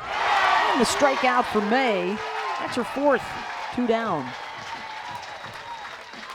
Well, Nicole May has been really good on the corners with the rise ball, mixing speeds, and this pitch up in the zone, and she just chases you. Sarah Willis is going to go upstairs and chase this out of the zone. Well, it all starts at the top, too, when you think about a player like Nicole Mendez and the senior leadership that she provides. Slow roller right back to May. This is a competitive place every day. That if you don't like competition, if you're going to shrink away from it, you're in the wrong place. And one of the reasons the Sooners have been so good. Welcome back to the NCAA Softball Super Regionals, presented by Capital One. Game 1 here in Norman, best 2 of 3. And a 2-1 lead, Oklahoma over Washington as we head to the bottom of the 5th. Jocelyn Allo's going to lead it off. This is what she did her last AB. Well, her first at-bat, anything on the inside corner, she just roped. They attacked her outside, working pitches away, down, curve, off speed, working inside. She rips it again. Go back outside, struck out looking. In her second at-bat in the 3rd inning, look at this pitch. First pitch swinging inside corner, and it is just tattooed out of the park. So anything on the inner half, Allo's just been schmammering, I guess is the word that we use this year. I like it. Her 83rd career home run, her 29th of the season. She's backed off the plate, too, Smitty, to your point, even more. She's in the back end of that batter's box. And she does such a good job of letting the ball travel deep. Her hands will get in front, and she'll hit that ball inside out. She has taken this year inside pitches and hit them opposite. Just so much bat and barrel control. But again, if you leave something just too sweet on the inner half, she will turn on it and drive it to the scoreboard. 7 home runs leading off an inning this year for Jocelyn, including back in the 3rd. You know, you often hear the 3rd time through the lineup is when it becomes dangerous for a pitcher. Well, for Oklahoma, they don't even need that long. Quite often it's been the 2nd time through.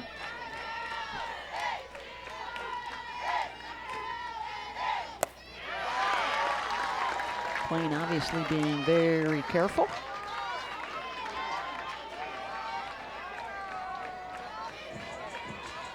This is where the experience comes in with her and Morgan Flores. They're 4 years together. And these 2 All-Americans, Player of the Year finalists. Gabby has held OU 0 for 5 RISP. They've left the bases loaded and on one other occasion 2 in scoring position. Allo's home run, however, 1 shy of the single season record she shares with Lauren Chamberlain. That's the difference right now on the scoreboard.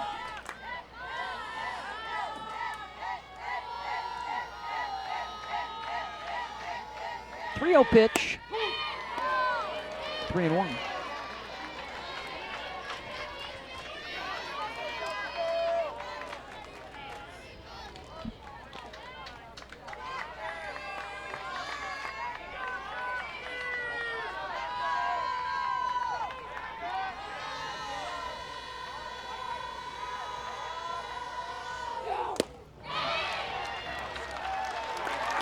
draws the walk.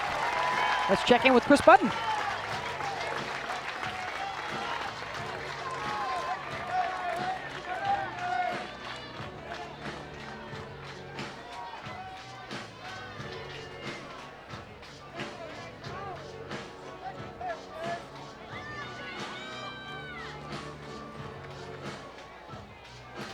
Thank you, Chris.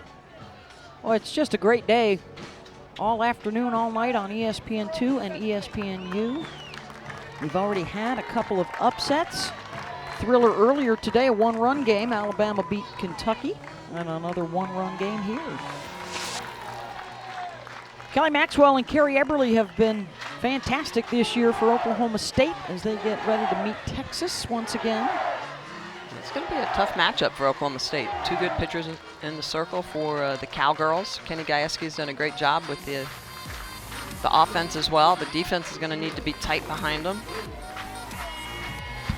As you would imagine, if both Oklahoma and Oklahoma State advance to the Women's College World Series, it'll be bedlam even if they don't play in terms of fan attendance and appreciation. Don't forget, you can get your tickets, ncaa.com/WCWS, but you better hurry.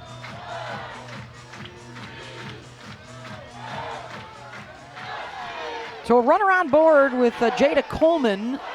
Got a pinch runner into the ball game too here. Riley Boone at first. Alo can re-enter.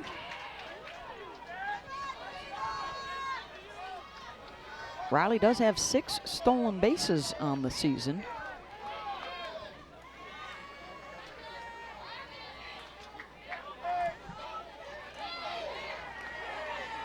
Jada Coleman hit by a pitch and a pop to short.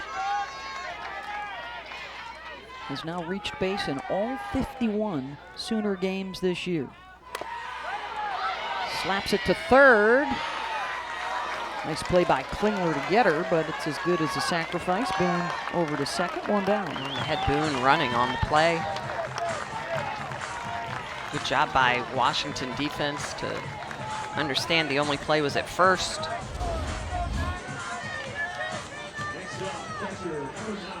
Wow, Boy. way out of the box. That should have been almost touching home plate. 2U, which means Boone should have been held at first base. Yeah. Tough break there for the Huskies.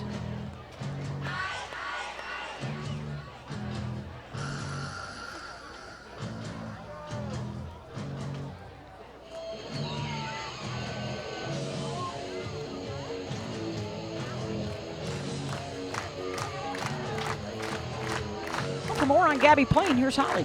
Well, as we see a pitching conference here right now, Gabby Plain has had a really unusual last year, like most of us. In March, when everything got shut down, she went back to Australia, where she's from, and she was there until January. Part of it was because of COVID, but then she started training with their national team, trying to make that Olympic squad for Australia for the upcoming 2021 Olympics. And guys, it's been really unusual for her to be away from her team that long, March through January, but she kept strong, she kept mentally strong, competing with those Australians, and it's really hard for her to now come back to college softball, and what a terrific job she's done mentally, physically, staying in shape, doing everything that she had to do to be ready to pitch when the season started again this year.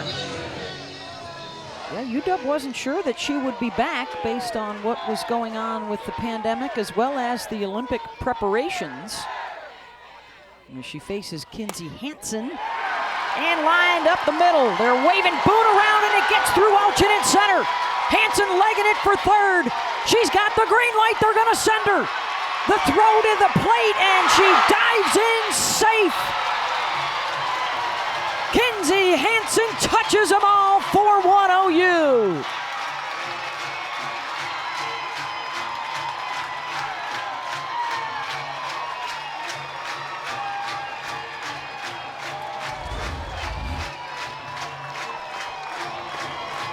And with just a base hit up the middle, would have scored one, but watch Alchin just put her glove up just that last second. And a lot of times with the way that the grass is cut, you almost have to take that extra second as an outfielder, make sure you're going to field it. Instead, she misplays it. It goes all the way to the wall. And how about, I mean, Little League home run style for Kinzie Hansen coming all the way around to score. Single and an E8. Drives a run in and then comes around to score herself. Alchin spent about 20 more seconds at the wall, just hands on her knees. I mean, feeling that, I've been there. It is the worst feeling in the world, that kind of want to get away, feeling like you want to just disappear. But it happens. And now with one out, Nicole Mendez. And how about Oklahoma? First pitch swinging again. Just attacking so early. This matches the most runs that Gabby Plain has allowed against a top 5 opponent in her career. That's how good she has been against the best.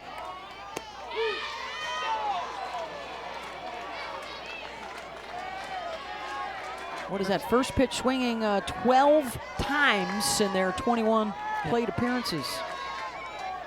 Just aggressive, knowing pitchers like to get ahead early. They're confident in their swings. They go get it.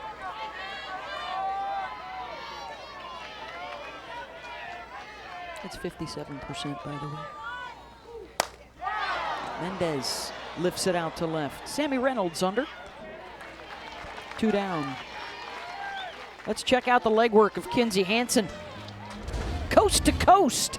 This is your catcher, folks. I mean, she hits this ball. She's watching all the way. As soon as it gets between the legs of Alchin, I mean, she kicks it into another gear. Again, not the most speed. You see her hesitate around third base.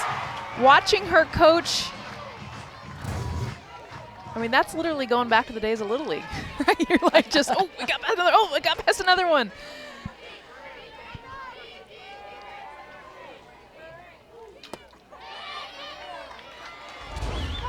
Patty was wearing out her arm on this one, too. Windmilling her home. Kenzie's like, are you sure? Where's the ball? Good work from Coach Gasso.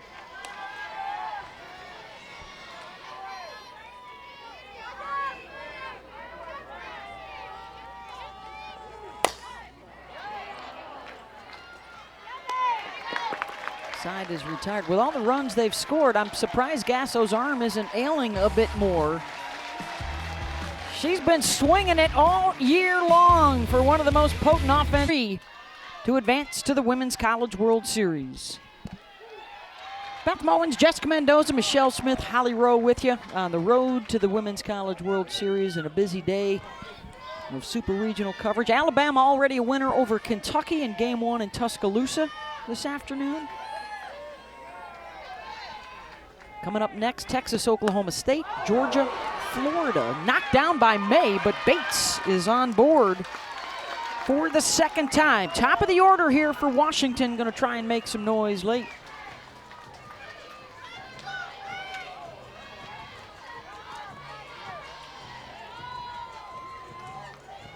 Sis Bates becoming the all-time hits leader at the University of Washington today. She and Ashley Charters and Sarah Pickering, the only Huskies with over 300 hits, and she passes Sarah with a couple of hits today. 318, her first hit was the tie, and that last hit, 319, was the record breaker. Tremendous career for the Washington shortstop. It's been a great year for shortstops around the country. 2 of the best here with Bates and Lyons, and Braxton Burnside, monster year at Arkansas. Bree Perez, Jenna Laird, UCLA. Jenna Laird, the SEC's freshman of the year at Missouri.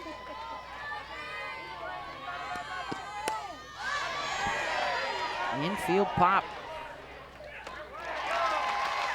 Handled by Snow, 1 down, and let's check back in with the studio, Chris.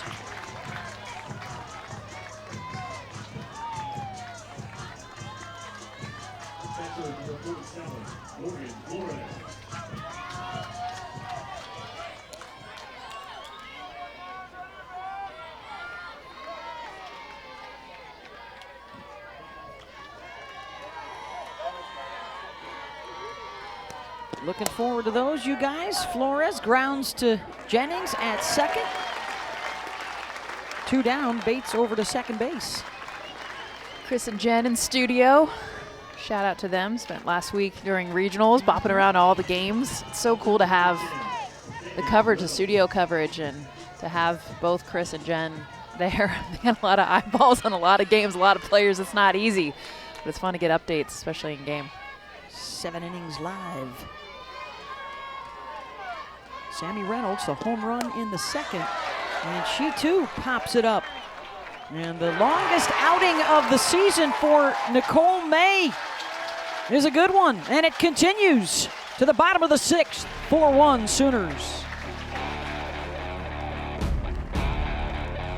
Welcome back. How did we get here? Going back to the first inning for the Huskies, they hit 3 batters in a row. Gabby Plain, Tiari Jennings comes around to score the first run of the game. Then fast forward to the second inning, Huskies tie it up with a huge Sammy Reynolds solo shot. That makes it 1-1. And then the third, Alo comes up first pitch, swinging on the inner half and just laced this ball out of the yard, puts the Sooners on top.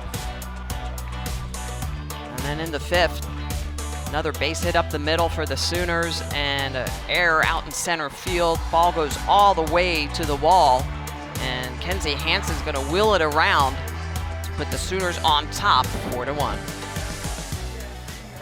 I do think the real story, though, has been Nicole May. I mean, the surprise start in a lot of ways for the Sooners and her ability to really keep this Washington Huskies offense, who has an ability to score in a multitude of ways.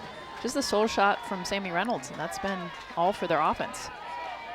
Sis Bates had leadoff singles in the 3rd and the 6th, and then she retired Klingler and Flores on both occasions. So the big hitters could not extend the damage. And the innings ended feebly. And now to the bottom of the 6th. Yeah, and to your point, especially in that 3rd inning, because they had 2 on. Yeah, Alchin was at 3rd, Bates at 1st, and then nothing. 7, 8, and 9 for OU. Snow with a single back in the 4th. And it always feels like that at championship play. It comes down to the little things. It's productive outs, right? If you're giving up an out, you've got to get something in return, even if it's moving your teammate up 60 feet. Put the ball in the dirt, and that's one of the things Washington has not done. They've popped up weekly in quite a few key situations. In foul territory, Bates giving chase just out of her reach. The difference of this game right now, I mean, Jocelyn Alo gets on base with a walk, is moved, well, the pinch runner, Riley Boone, is moved to second base by a productive out. It was a slap and run, the Jada Coleman, to get her to second, which then led to the error. Alchin never would have come up as quickly as she did to let the ball come by her if there wasn't a runner in scoring position she was trying to throw out. So to your point, putting pressure on the defense by getting runners productive outs, getting them into scoring position.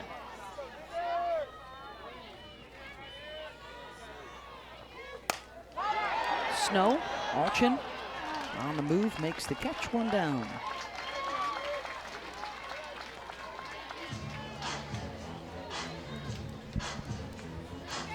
Well, and to your point, Jess, you know, you start really diving again into the situationals. It's here she goes again, Beth. Situational. Well, its ability to move the runners, and when you really look at what Oklahoma does as an offense, they're getting everything, every at-bat. Janet Johns ground out the sacrifice. Ooh, and that. I mean, that's what we've seen. What was it, 60%? You said 57%, but I'm bumping it to 60% with that last swing. Of the swing of first pitches for Oklahoma, they have swung at. I mean, that wasn't even close to the strike zone. I mean, they were aggressive. I'm not saying every hitter at home is like, okay, go swinging for the fences, but when you're facing one of the best, the goal is usually to get them early. Well, and at good pitches. Now, obviously, that one wasn't as much, but it comes right back to their success advancing runners. 633. That means over 60% of the time, they're advancing their teammates. It's mind-blowing.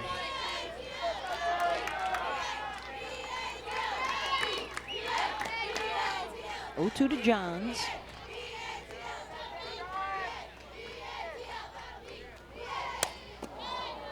Washington, by the way, down to their last at-bat in the 7th. They will have 5, 6, and 7 coming up.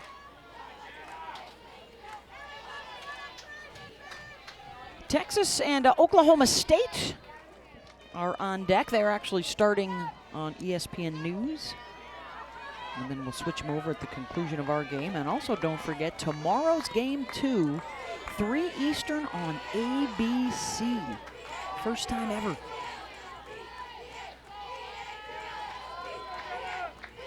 And a big moment for college softball and the growth of the game and the popularity of the sport.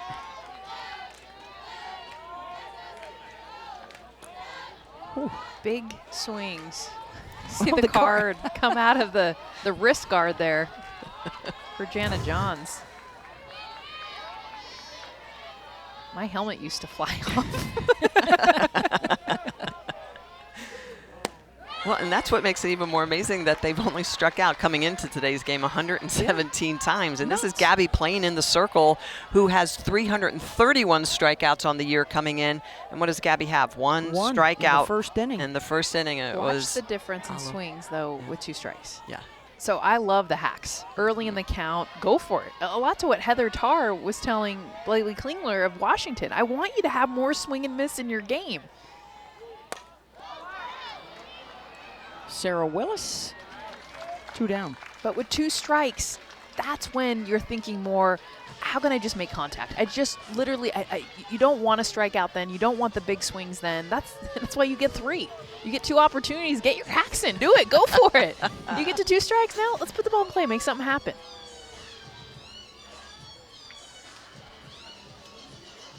I'll bring up Mackenzie Donahue, grounded out to third in the 2nd, was lifted for a pinch hitter in the 4th, and then re-entered.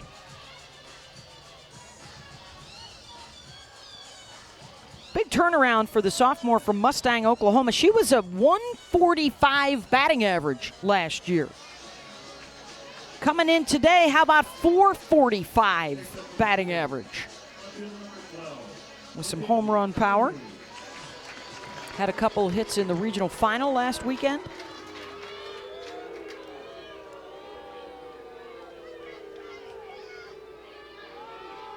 With 2 outs here in the bottom of the 6th.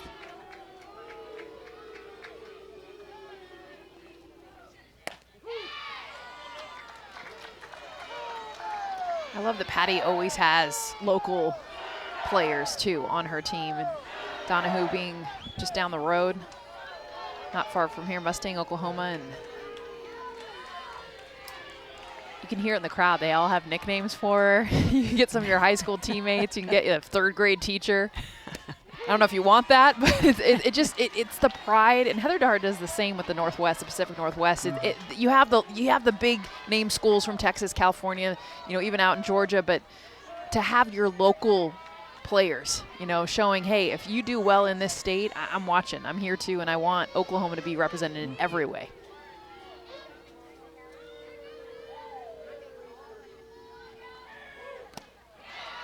And Gabby Plain got her.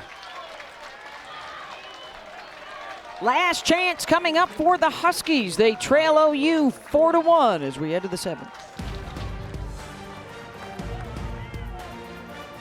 The NCAA Softball Super Regionals is presented by Capital One. What's in your wallet? And in part by Dos Equis. Get a dose. Please enjoy responsibly. And Liberty Mutual Insurance. Only pay for what you need.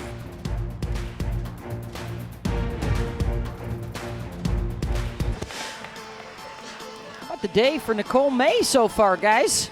Just working all of her pitches, all quadrants, curveball on the outside corner. She's been mixing speeds really efficiently in the rise ball. How about that, jumping at the top of the zone, keeping Washington off balance, fielding her position. Just a freshman. And she is the Capital One Player of the Game. In her first start since April 18th, she will try to go the distance, a 5-hitter. With 4 strikeouts, the one blemish, the Sammy Reynolds solo home run in the 2nd inning. Which she followed with a strikeout to Noelle He, who's up to bat right now. Smitty, you said it at the time. This is a freshman. huge super regional game, getting a start when a lot of expected her not to, gives up a big home run to tie the game, comes back with the strikeout, which shows a lot about her mentality and her maturation. Yeah, no free passes, just attacking the zone, confident in her defense behind her, not overthrowing, and that's very easy to do when you get in big games. You get too hyped up and you throw through your spins, and her movement is a big part of her game. And after he struck out twice, she's lifted here for the pinch hitter. It's Megan Vandegrift. On the bat from the left side. All the hits from the left side today for Washington.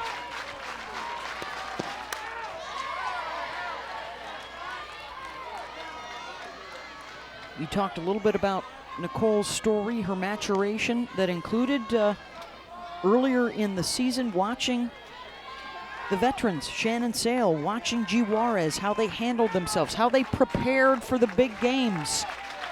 And Patty Gasso has talked a lot about that. Nicole May wanted to be a baller just like they were. She wanted the big moments. That's why we call it mayhem. On the biggest stage, she's having a big game for the Sooners.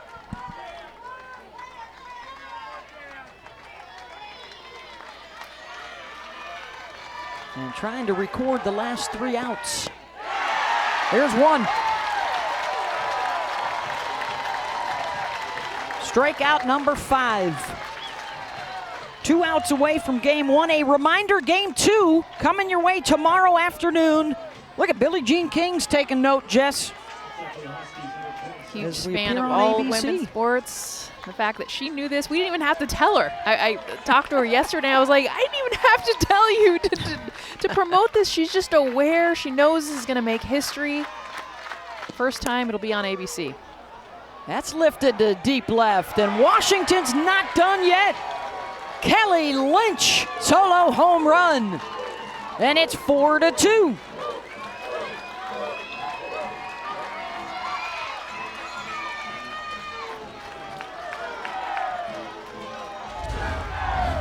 Kelly Lynch coming up big here in the 7th inning, takes a miss, a rare one, an off-speed pitch that has just hung through the zone, and Lynch, you know what, she barrels it up, one hand off the bat, but enough on it to get it over that 200-foot fence. 6th home run of the year. Huskies still fighting. Off the end of the bat. Yeah. I mean, she didn't even barrel it. And that was off the last like 6 inches of the bat, but does a good job with her legs to lift it. Her first postseason home run for the sophomore from Noonan, Georgia. And here's Taryn Atlee as they try and rally here in the 7th. Well, it's interesting. If that home run would have come earlier in the game off of a changeup, sometimes it takes that pitch away, especially from young pitchers. Comes here in the 7th. Activity in the bullpen now for Oklahoma. Brooke Vestal, Shannon Sale.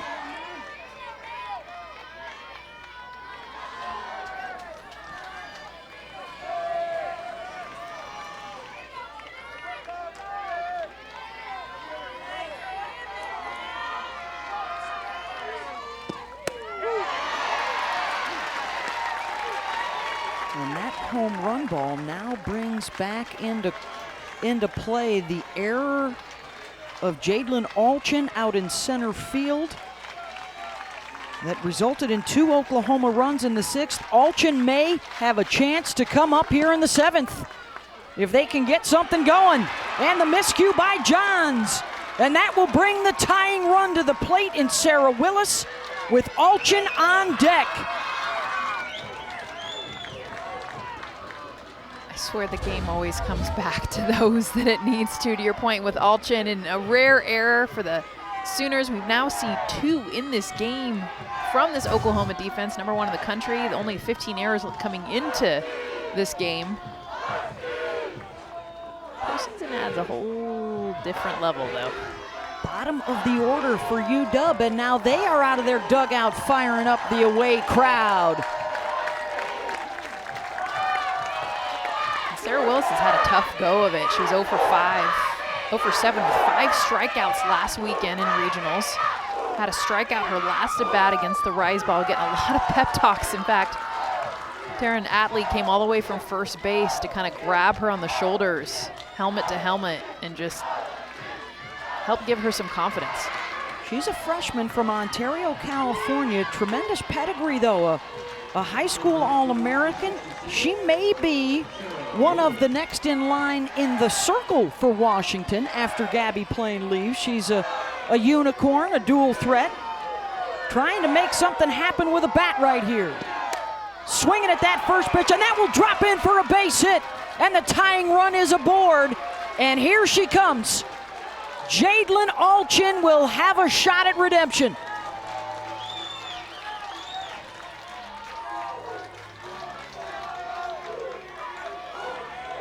She had her hands on her knees, her head down in center field after that big air. You could feel the devastation. She took a deep breath. And of course, even she knew it in the dugout probably. This game is going to come back down to my at-bat.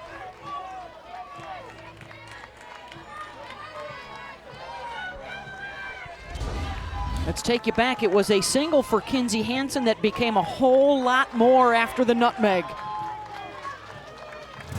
2 runs came in to score.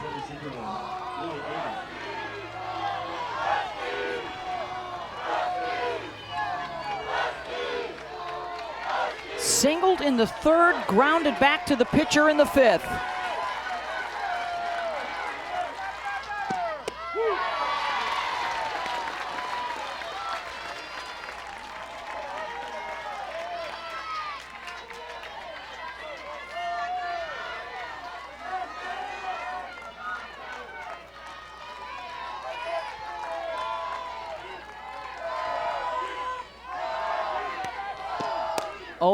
Alchin to Jennings, to Lyons at short for 1. They do not get the double play, and they will get the out at home. Snow to Hansen for the tag on Atley.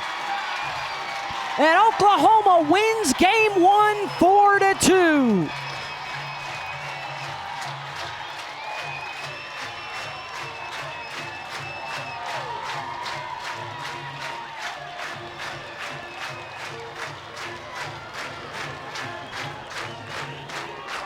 A threat for UW in the 7th, and Oklahoma squelches it. 4-2 the final.